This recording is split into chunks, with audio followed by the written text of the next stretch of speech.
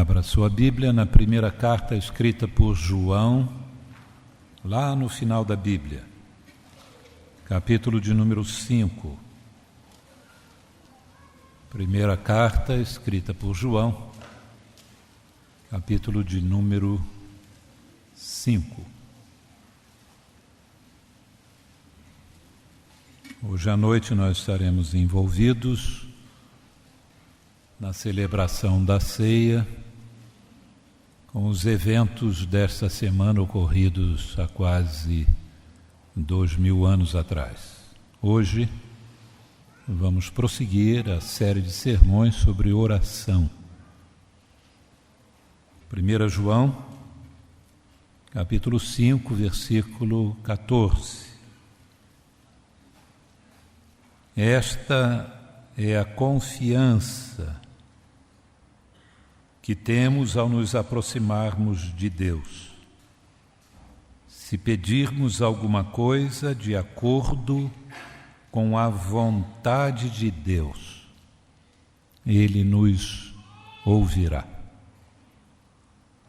Ele nos ouvirá, vindo de trás para frente. Se pedirmos alguma coisa de acordo com a vontade dEle. A oração muda a vontade de Deus? Esse é o nosso assunto hoje. Ó Deus e Pai, que a bênção do Senhor esteja sobre nós enquanto refletimos na Tua palavra. Em nome de Jesus. Amém.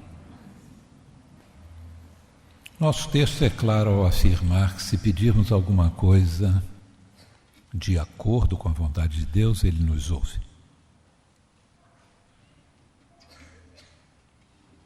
Há, entretanto, muitas pessoas que creem que as orações podem mudar a vontade de Deus. Que nós podemos pedir alguma coisa que não seja aquilo que Deus quer, e ainda assim as nossas orações vão mudar de alguma maneira o pensamento de Deus, o coração de Deus, e Deus vai fazer o que nós estamos pedindo. Normalmente quem crê dessa maneira ensina bastante acerca do poder da oração, que é uma expressão discutível. Na verdade, nas suas últimas implicações, não há poder na oração. O poder está em Deus, que ouve as orações. O poder não está na pessoa que ora, mas em Deus, que responde à oração. Mas às vezes as pessoas ensinam que há poder na oração, implicando esse poder no ato de orar e de alguma maneira atribuindo esse poder também à pessoa que ora. Tal pessoa é uma pessoa poderosa na sua vida de oração. Toda vida de oração é poderosa, mas não é poderosa simplesmente porque a pessoa ora. Mas é evidente que há de haver poder numa vida que vive em comunhão com Deus. A comunhão com Deus, o depender de Deus, o estar com Deus é que traz de Deus o poder para a vida.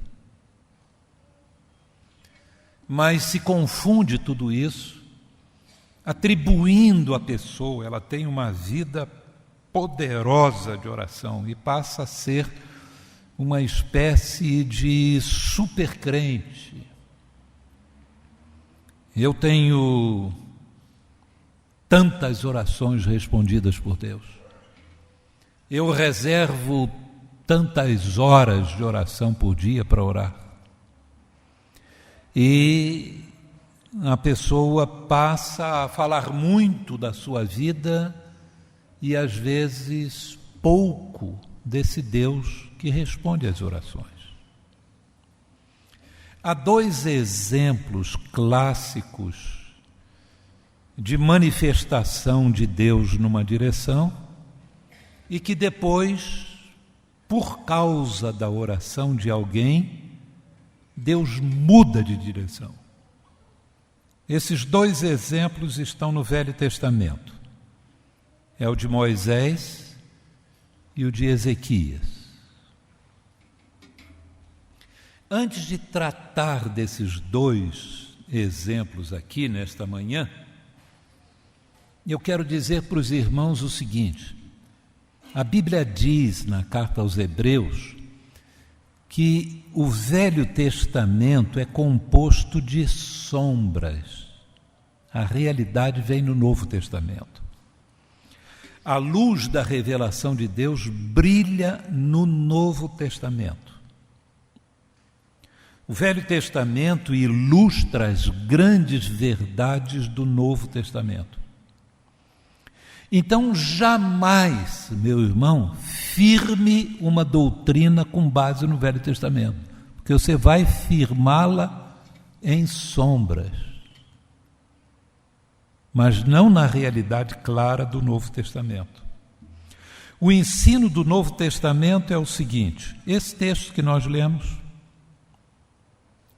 o texto de Jesus ensinando a orar, em que nós pedimos a Deus que a sua vontade seja feita na terra assim como ela é feita no céu. Já mostrando que a terra tem todos esses problemas, porque a vontade de Deus não é feita como é feita no céu. O céu é o céu, porque a vontade de Deus é feita. E indicando também que o objetivo da oração não é para que a vontade humana prevaleça, mas para que a vontade de Deus prevaleça. Depois de se pedir que o nome de Deus seja honrado, se pede que a vontade de Deus seja feita. O exemplo de Jesus é claro nisso. Pai, se possível, afasta de mim este cálice. Não seja feito, porém, aquilo que eu quero, mas aquilo que tu queres. Esse é o ensino consistente, o exemplo do Novo Testamento. Agora vamos aos dois exemplos. O primeiro deles é o de Moisés, e você pode abrir lá no livro do Êxodo.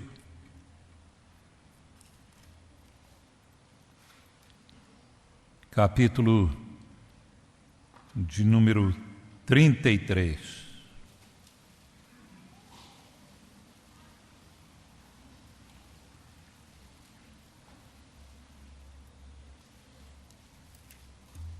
(32) e 33 tratam desse assunto. E é a construção do bezerro de ouro. No capítulo de número 32, Moisés, versículo 31, diz que o povo tinha cometido um grande pecado.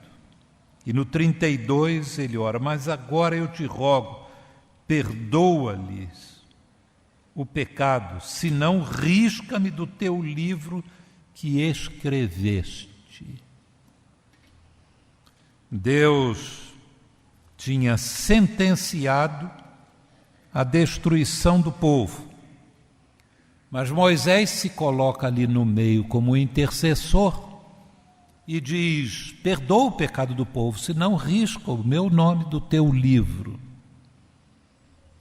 Quando se fala o teu livro ou o livro da vida no Velho Testamento, não é a mesma coisa que o livro da vida do Apocalipse.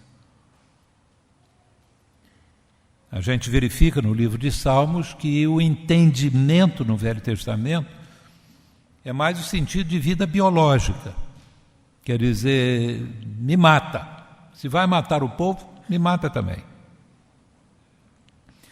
Deus tinha dito para Moisés que ele iria destruir o povo por causa do seu pecado, mas que através de Moisés e da sua descendência iria formar um novo povo. Agora a pergunta que fica é essa: Deus queria destruir o povo? Quando Deus diz assim: se afasta, sai do meio deles, que eu vou acabar com eles. Se Deus queria destruir o povo, por que não destruiu? Porque foi falar com Moisés, já sabendo que Moisés iria orar, iria interceder, e se a oração tem esse poder de mudar a vontade de Deus, Deus já sabia que Moisés orando, ele iria mudar, porque a oração muda a vontade de Deus, e ele não destruiria o povo. Se ele queria mesmo destruir o povo e a oração pode mudar a vontade de Deus, Deus ficaria quietinho. Ele mesmo tiraria Moisés lá do meio do povo e destruiria o povo.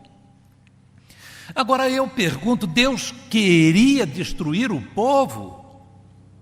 Volto a perguntar, por que teria libertado o povo do Egito? Deus é como um construtor que começa a construir uma casa e diz assim: não deu certo, faltou cimento,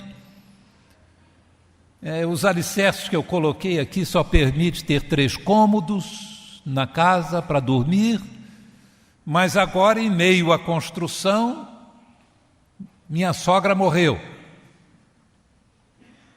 meu sogro ficou viúvo, e eu vou ter que ter um quarto para o meu sogro, porque os homens são fracos, mulher fica sozinha, viúva, até não sei quando, né? Se fosse o sogro que tivesse morrido, ele não teria se preocupar, a sogra ia se virar sozinha. Mas a sogra morreu, o sogro está lá sozinho, vai ficar catético,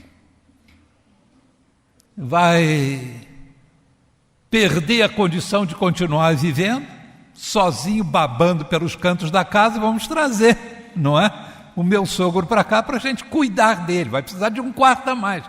Mas nós já fizemos os alicerces assim, não tem jeito, vamos parar por aqui, vamos alugar uma casa maior e depois vamos construir, porque não dá para fazer mais outro cômodo. Deus não começa a construir para parar no meio. Vamos ter que dar aqui uma parada de 2 anos porque faltou cimento e não tem dinheiro. Isso é com a gente, mas não com Deus. Deus não começa uma obra para parar no meio. A libertação do povo de Israel foi profetizada, foi anunciada antes a Abraão, de que o povo iria para o Egito, sofreria no Egito, diz até a quantidade de tempo, 430 anos. Deus tem estabelecido tudo certinho. Agora, Deus não sabia que aquele povo, pegando aquele ouro todo dos egípcios na saída, e com a dificuldade de ter Moisés distante durante aquelas semanas, acabaria fazendo bezerro? Deus começou aquela obra de libertação do povo para destruir o povo no deserto? E tudo aquilo que ele revelou, não só para Israel, mas diante de outras nações, aquilo agora sepulta e vamos começar de novo. Os irmãos acham que é assim? Ou Deus está utilizando, por exemplo, Moisés como um tipo de Cristo que resgata o seu povo, que lidera o seu povo, que intercede pelo seu povo? Em que Moisés não é um tipo perfeito, porque peca e não entra com o povo na terra prometida, como Jesus. Vai entrar conosco, traz para nós o seu reino, lidera e nos conduz até a Nova Jerusalém. É evidente que Deus quer se valer daquela oportunidade para mostrar que o pecado humano, diante da justiça de Deus, diante da condenação de Deus, precisa de alguém que se interponha no meio e que interceda pelos homens. Então, o que acontece ali está dentro do propósito geral da revelação de Deus.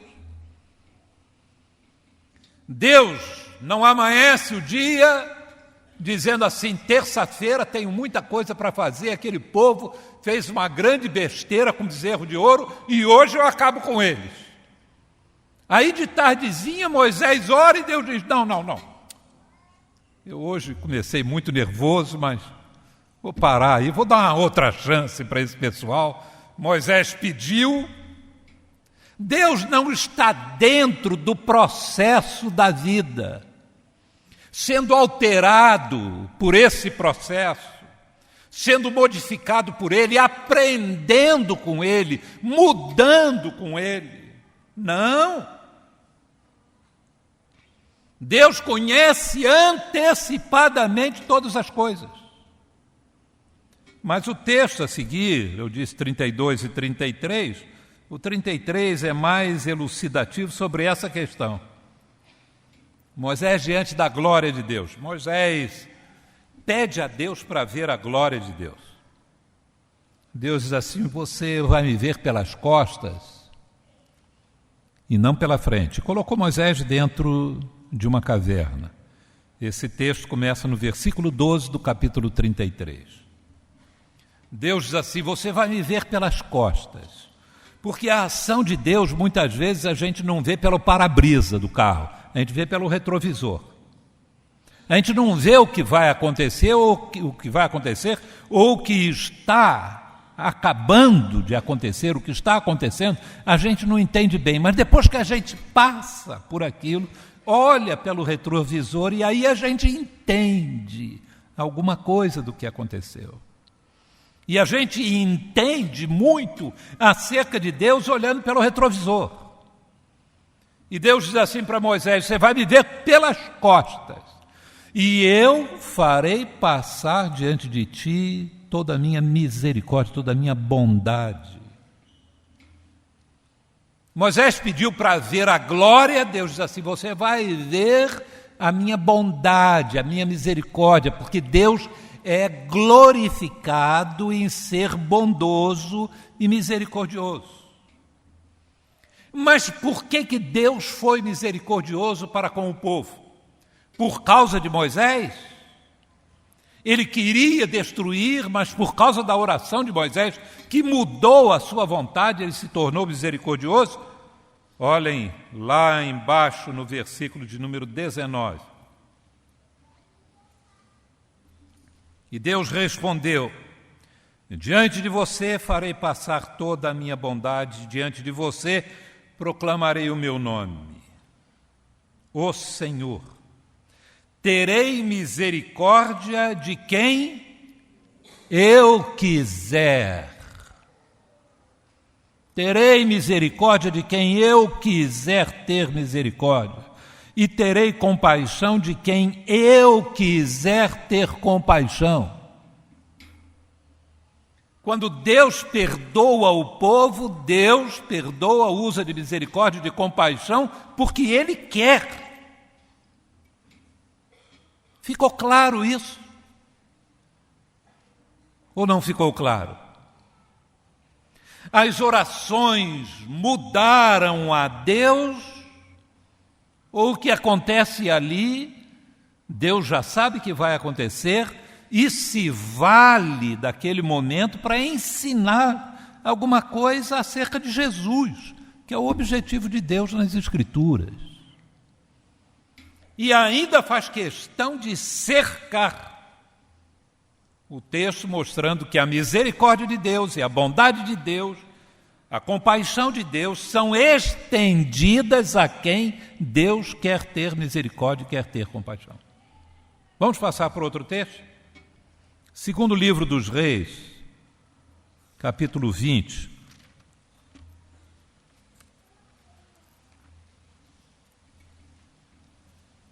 A doença de Ezequias.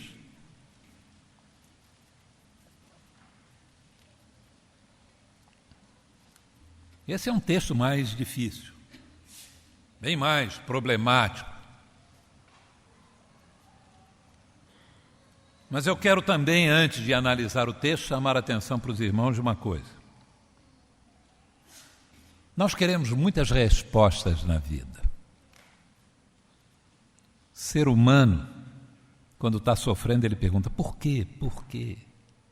Nós queremos saber, nós queremos entender. Agora, meus irmãos, esse é um grande engano que a gente comete, porque a vida, ela não é feita de respostas. Ela é feita de mistério. Volto a dizer, a vida não é feita de respostas, mas de mistério. É o mistério da vida que impõe sobre nós andar com Deus pela fé, porque é mistério. Se Deus respondesse tudo, acabava o mistério. Mas a vida é feita de mistério. A ciência mostra isso. Cada resposta que os homens acham pelo caminho da ciência, se levantam 3, 4, 5, 10 perguntas. Em vez de ir diminuindo o número de perguntas, as respostas trazem mais mistério. Quanto mais a pessoa vai sabendo, mais assombrada ela vai ficando com o que não se sabe ainda. A vida é assim. E naturalmente, como a oração é a vida espiritual em ação, ninguém vive espiritualmente se não ora. O início da vida cristã começa com oração. Ó Deus, perdoa os meus pecados. Ó Jesus, entra em meu coração. Pronto, a partir dali nasceu de novo, vai começar a viver. Enquanto não orar, não começa a viver. Começa a viver orando. E a vida se aprofunda, a vida espiritual, através da oração, se fortalece através da oração e da palavra do Senhor. Mas a oração há de ser sempre um mistério. Esse é um caso, mas há algumas coisas que a gente vê claramente no texto bíblico. Capítulo 20, 2 Reis, vai falar sobre a doença de Ezequias. Esse é um texto tão extraordinário, meus irmãos, que os irmãos sabiam que a vitória de Davi sobre Golias aparece apenas no livro de Samuel, em 1 Samuel. Não vai aparecer, não vai ser contado em outro livro da Bíblia. Assim, coisas marcantes. Elias e os profetas de Baal, você vai lá, segundo o livro de Reis, vai achar e depois não acha mais. Já esse evento aqui da doença de Ezequias, isso aparece 3 vezes no Velho Testamento. Não é à toa que o Espírito Santo fez questão de narrar isso aí 3 vezes. Segundo o livro dos Reis, capítulo 20, que está aqui, segundo Crônicas, capítulo 32, e Isaías, capítulo 38. A história é a seguinte. O profeta chega para Ezequias e diz assim, olha, põe em ordem a tua casa que você vai morrer. Aí Ezequias se vira para a parede, chora, ora, manda fazer uma pasta de figo por causa da doença dele para colocar no lugar. E começa a chorar, a oração dele mais completa aparece em Isaías 38. E o profeta que estava indo embora, Deus disse assim para ele, volta e diz lá para Ezequias que ele vai viver mais 15 anos. Eu ouvi o seu clamor, eu vi as suas lágrimas, ele vai viver mais 15 anos. Aí o profeta vira e diz assim, olha, você vai viver mais 15 anos. E eu vou te dar um sinal. Está lá o relógio de sol, que vem à sombra, né? Você quer que adiante a sombra ou que a sombra retroceda? Ele, adiantar vai adiantar mesmo. Eu quero que retroceda. E o relógio, a sombra, retrocedeu. Quer dizer, Deus fez o milagre, confirmou o milagre, e Ezequias viveu mais 39 anos. Agora, meus irmãos, esse é quase um exemplo negativo. Segundo a Crônicas, capítulo 32, você pode abrir lá, segundo livro de Crônicas, capítulo 32.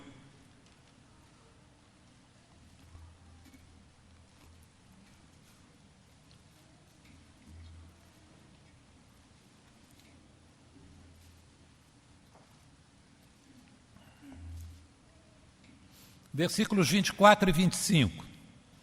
Antes do 24 já aparece a indicação: orgulho e morte de Ezequias. Naquele tempo Ezequias ficou doente e quase morreu. Ele orou ao Senhor, que lhe respondeu, dando-lhe um sinal miraculoso. Mas Ezequias tornou-se orgulhoso. Não ficou humilde, não melhorou. Vive a experiência de um milagre extraordinário e se torna orgulhoso. Olha, quero dizer uma coisa aqui para vocês em off. Não precisam repetir isso para ninguém, não coloquem nos jornais, mas eu estou com cartaz com o Senhor. Lá de cima Deus está me tratando de uma maneira que é surpreendente. Eu não imaginava que eu estivesse tão bem com Ele, mas estou bem. Fiquei doente, ia morrer, ele, além de fazer esse milagre, mandou mais um outro milagre de quebra para eu ver. Estou com cartaz com o Senhor, que não é brinquedo, né? Hoje diria assim, com um homem lá de cima, que o pessoal não tem respeito, né? Mas Isaías não usaria esse tipo de terminologia, né? Mas ficou orgulhoso. Volta para 2 Reis, capítulo 20.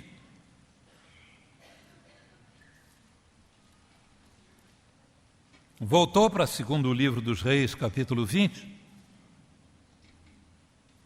Mensageiros da Babilônia vão visitar o reino de Judá e Ezequias vai mostrar como Deus está abençoando a vida dele. Conta o negócio do milagre, foi isso, foi aquilo, fui curado e tal. E vocês não imaginam o meu cartaz com Deus.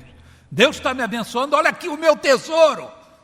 Olha só o que Deus já me deu, olha quanto ouro, quanta pedra preciosa, olha só, estou ganhando de montão, não tenho onde guardar. E os babilônios estão só olhando, só olhando. Quando vão embora, o profeta pergunta para ele, né, que era um estadista, o que você mostrou para eles? Mostrei tudo, mostrei os tesouros do palácio. Eles ainda vão voltar aqui e vão carregar tudo isso. E vão levar para o cativeiro os jovens, os teus servos. Mas isso, o profeta dá a entender claramente, não vai acontecer nos seus dias. Ainda bem, meu cartaz não diminuiu, né? Olha a reação dele. Versículo 19, respondeu Ezequias ao profeta, boa é a palavra do Senhor que anunciaste, pois ele entendeu que durante sua vida haveria paz e segurança. Durante a vida do meu filho ou do meu neto, a catástrofe vai cair. A miséria vai se abater, mas essa é uma palavra boa de Deus, porque eu estou livre. O meu couro está salvo. Eu fiz uma besteira, vem aí o castigo, mas não cai em cima de mim, está tudo bem. É uma palavra muito boa essa de Deus. Aí você para e pensa assim, será que Deus não desperdiçou um milagre com esse cara?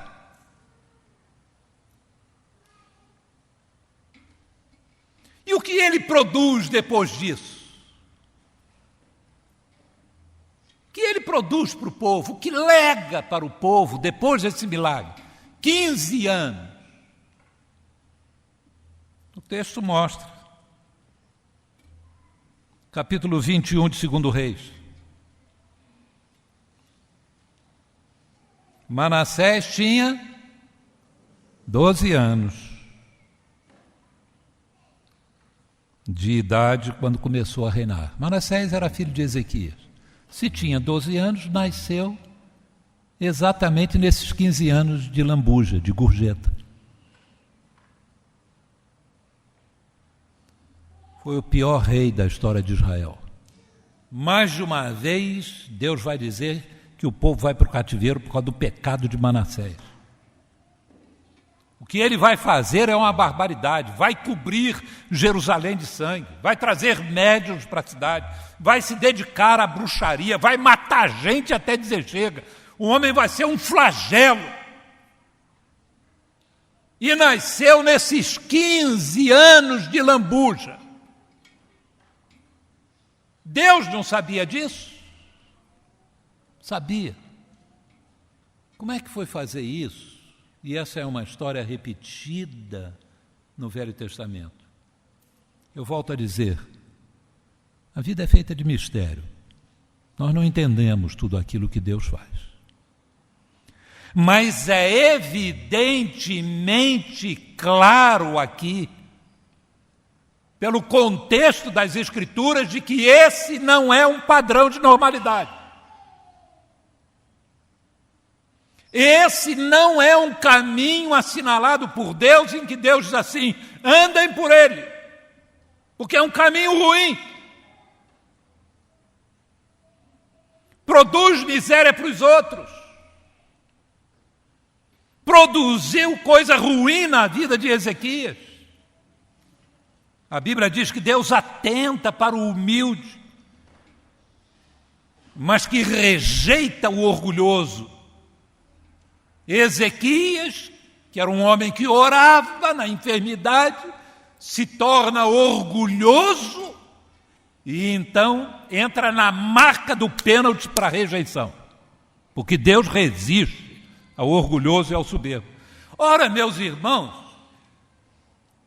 uma situação que produz esses resultados está ali nas Escrituras, como um sinal verde, dizendo assim para a gente, venham, é esse o caminho que Deus quer que vocês andem.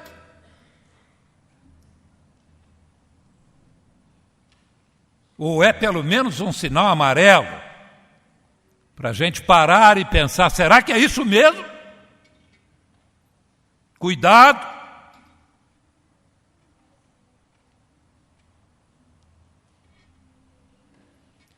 As nossas orações, meus irmãos, não mudam a vontade de Deus. Quando uma pessoa vem e diz para mim que muda, eu sempre faço uma pergunta. Que é uma pergunta que eu quero que você faça a si próprio. Muda para melhor ou muda para pior? Porque se mudou, melhorou, piorou. Se mudou para ficar a mesma coisa, não mudou. Mudou para melhor. Você crê nisso? Que a vontade de Deus pode ser melhorada pela sua oração? Aquilo que o Novo Testamento diz, que a vontade de Deus é boa, que é mais? Perfeita. Perfeita. Você pode melhorar a vontade perfeita de Deus? Você consegue essa proeza?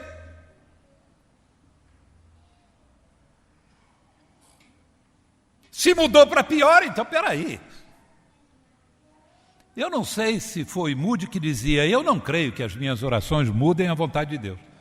Mas se mudasse, eu oraria muito pouco.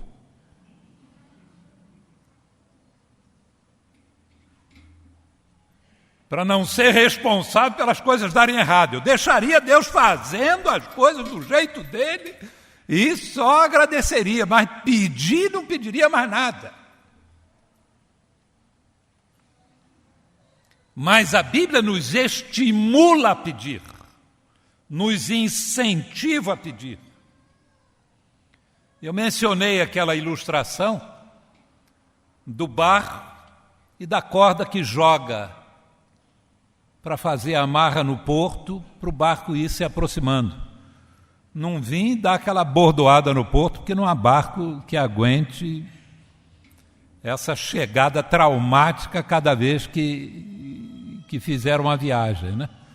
Ele vai indo, bota ali o ponto morto, vai chegando, já quase freando, quando chega pertinho, o sujeito joga o laço, ou a corda, enrola lá naquele pedaço de pau grosso, que é um caso sério, aí o indivíduo vai puxando assim devagarinho e o barco vai encostando. E alguém já disse que o porto é Deus. E que a corda é a oração. Mas que não é o porto, não é Deus que vem chegando, somos nós que vamos chegando. Dando a ideia de que Deus fica lá, ó, paradão, esperando a gente chegar. A Bíblia não ensina isso. A Bíblia mostra um Deus sensível às nossas orações. Um Deus que reage às nossas orações. Mas o fato de Deus reagir às nossas orações não significa que a vontade de Deus seja alterada. Pelo contrário, é através das nossas orações que a vontade de Deus se cumpre. Há muita coisa que está acontecendo no mundo que não está acontecendo de acordo com a vontade de Deus. Esse pecado todo, a exploração, a mentira, a violência, o roubo, a falsidade, a destruição dos lares, crianças tendo a sua infância roubada, guerras, sofrimento, dor. Essas coisas estão acontecendo aí porque é a vontade de Deus? Não, não, não. O homem é responsável por essas coisas que estão aí. Sofrimento é uma das grandes questões da vida que a gente não entende mesmo. Mas a pergunta que a gente pode fazer é a seguinte: que outro tipo de mundo Deus poderia ter criado sem o sofrimento? Quando alguém disser assim, o sofrimento não se ajusta com a ideia de Deus. Deus não pode ser bom e ter sofrimento. Deus não pode ser todo-poderoso e ter sofrimento. Esse Deus é o Deus da filosofia, não é o Deus da Bíblia. Deus é bom e Deus é todo-poderoso, mas o Deus da Bíblia é o Deus que entra na história, que entra no sofrimento humano, que encara o sofrimento de frente e participa dele. Não está alheio ao sofrimento. Mas sem sofrimento, que tipo de mundo existiria? Haveria liberdade? Não haveria liberdade, porque se houver liberdade, há a possibilidade da vontade de Deus não ser feita, de cada um fazendo a sua vontade, cada um fazendo a sua vontade vai ter choque, vai ter dissensão, vai ter guerra, vai ter isso, vai ter aquilo outro, vai ter acúmulo de riqueza e pobreza para outros.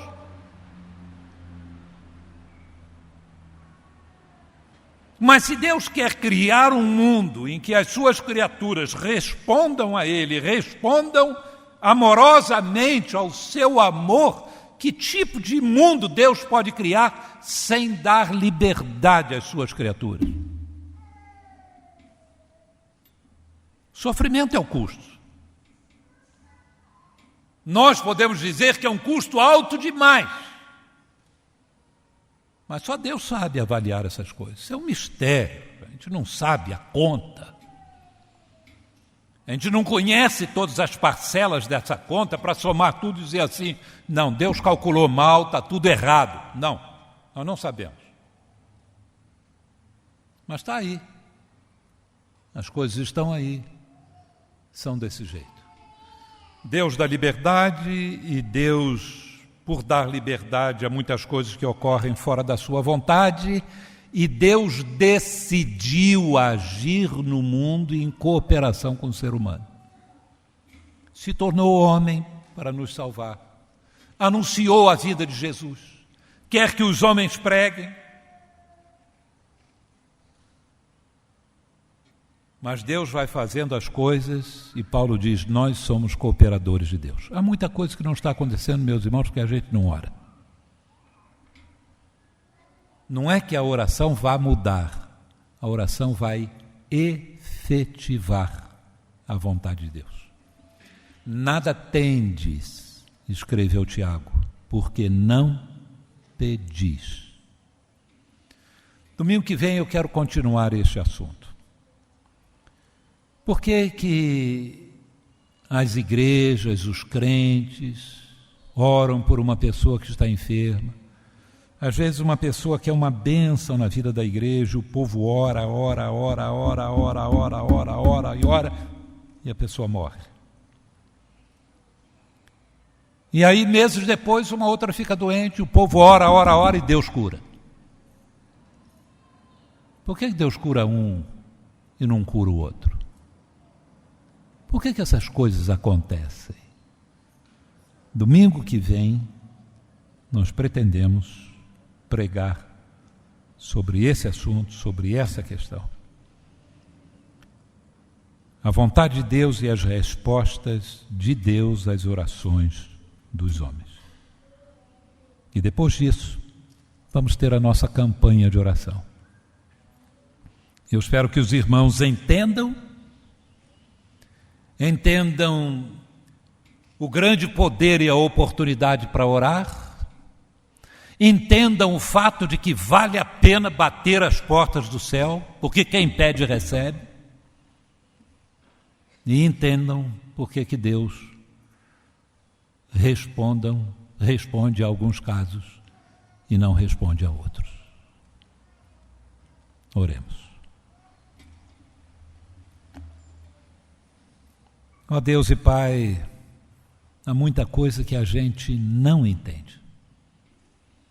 Mas nós podemos ter a certeza de que o Senhor é perfeito e a Tua vontade é perfeita.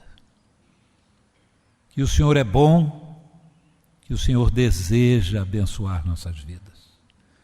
E que o Senhor nos convida a uma vida de comunhão contigo e de oração. Ajude-nos, ó Deus, a agir de acordo com aquilo que entendemos e a não sermos travados na incredulidade por causa das coisas que não entendemos. Porque o Senhor não estabeleceu a nossa vida sobre respostas, mas exatamente dessa maneira que nós não entendamos as coisas, mas possamos exercitar a nossa fé e a nossa confiança em Ti, andando muitas vezes no escuro. Que a Tua bênção esteja com o Teu povo e que o Senhor aprimore na vida cristã de cada um de nós a habilidade de usar esta ferramenta poderosa que é a oração. Em nome de Jesus. Amém.